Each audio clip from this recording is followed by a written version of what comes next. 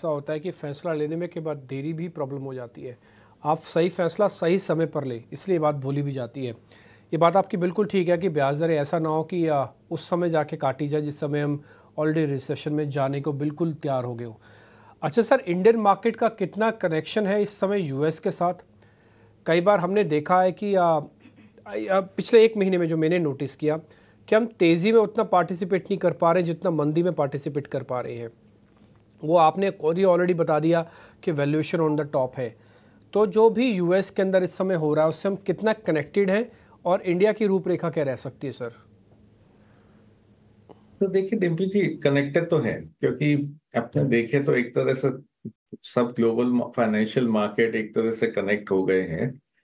तो कनेक्शन है कि, है ना, वहां पे अभी यदि है ना ब्याज घटता है तो एक फायदा सब इमर्जिंग मार्केट को हो जाता है कि ब्याज घटने के बाद टिपिकली पैसा थोड़ा इमर्जिंग मार्केट में जाता है, थोड़ा इक्विटी की तरफ जाता है, इक्विटी मार्केट में जाता है, तो इसलिए एक तरह से फायदा भी होता है।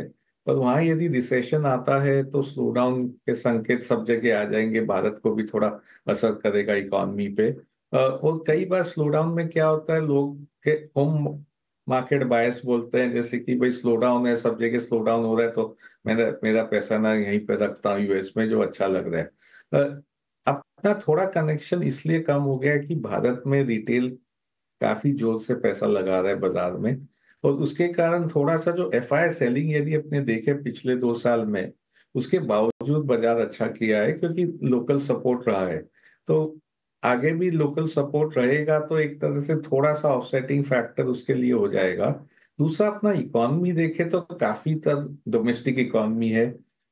एक्सपोर्ट जो है अपने ना 20% के नीचे है, तो इकोनॉमी पे असर पड़ेगा, अर्निंग्स पे असर पड़ेगा, पर इतना नहीं पड़ेगा जहाँ कई अगले देशों में पड़ेगा। तो एक तरह से डोमेस्टिक इकोनॉमी जो इंडिया है उसके अट्रैक्शन के कारण थोड़े फ्लोज भारत में आते रहेंगे।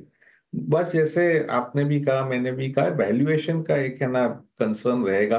भारत में वैल्यूएशन महंगे है, पर यदि अपने रिलेटिव देखे तो भारत के वैल्यूएशन काफी महंगे दिख रहे हैं इमर्जिंग मार्केट के कंपैरिजन में।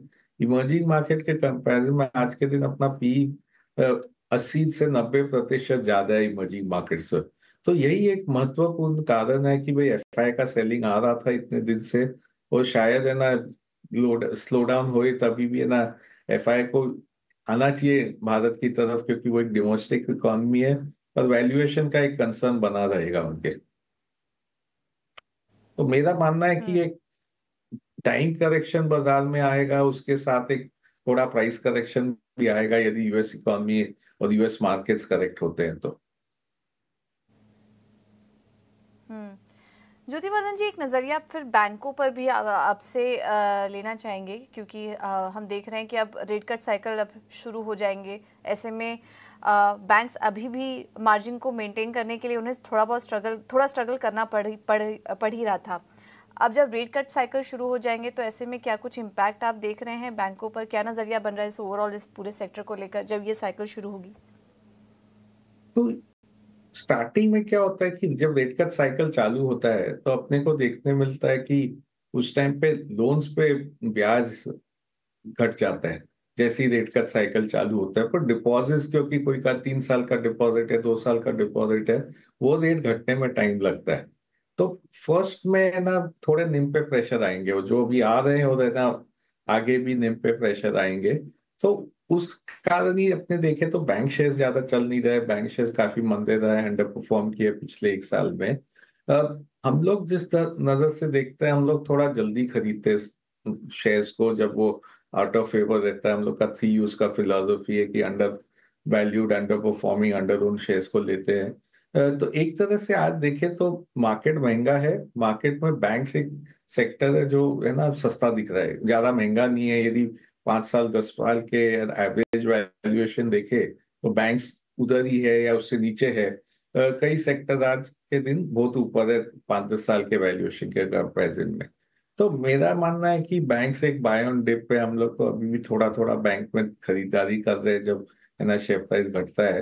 पर ये अगले 3 महीने के मोमेंटम ट्रेड नहीं है, पर अगला 2-3 साल का लॉन्ग टर्म पोजीशन बनाने के लिए ट्रेड है कि एक बार है ना न्यूज पे प्रेशर आएगा पर जैसे जैसे ना ब्याज घटते रहेगा, एक तो क्रेडिट ग्रोथ बढ़ना चालू हो जाएगा, और दूसरा है ना, थोड़े एक साल बाद डिपॉजिट के भी बाद घटने लगेंगे, उसके बाद निम पे वापस पॉजिटिव इम्पैक्ट आएगा, निम बढ़ना चालू हो जाएगा।